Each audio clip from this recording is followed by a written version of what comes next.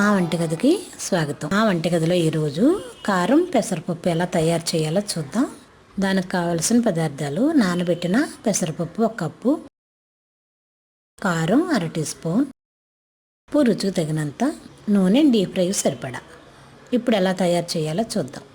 ఒక ప్లేట్ తీసుకొని దానిలో నానబెట్టిన పెసరపప్పు నీళ్లు తీసేసి వేసి దీన్ని పొడిగా ఆరనిద్దాం. ఇలా తడి ఇంకా ఏమన్నా ఉంటే ఒక క్లాత్ తీసుకొని ఇట్లా అద్దితే తడి అంతా పోతుంది.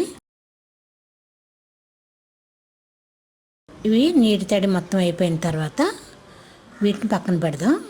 ఇప్పుడు స్టవ్ వెలిగించి నూనె వేడి చేసుకొని దానిలో ఇలా తడి లేకుండా చేసిన పెసరపప్పును వేసి డీప్ ఫ్రై చేసుకుందాం. ఈ షాపుల్లో ప్యాకెట్స్తో అమ్ముతారు. అలా కొనే బదులు మనమే ఇంట్లో చేసుకుంటే బాగుంటుంది.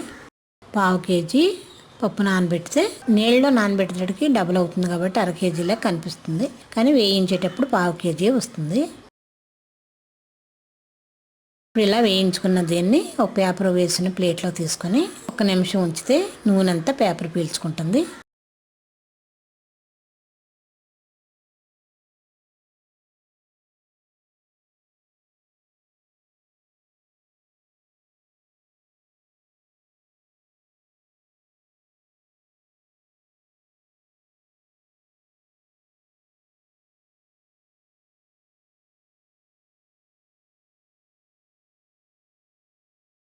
ఇప్పుడు పేపర్లో నుండి వేరే ప్లేట్లోకి వేసుకొని దీనిలో కారం,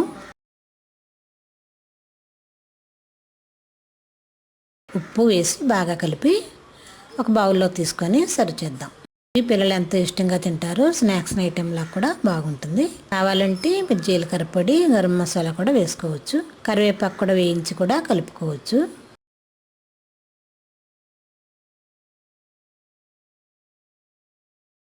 మా వంటగదిలో ఎంతో టేస్టీగా ఉండే కారం పెసరపప్పు ఫ్రై రెడీ. మరిన్ని వంటల కోసం మా వంటగదిని సబ్స్క్రైబ్ కాగలరు. ధన్యవాదములు.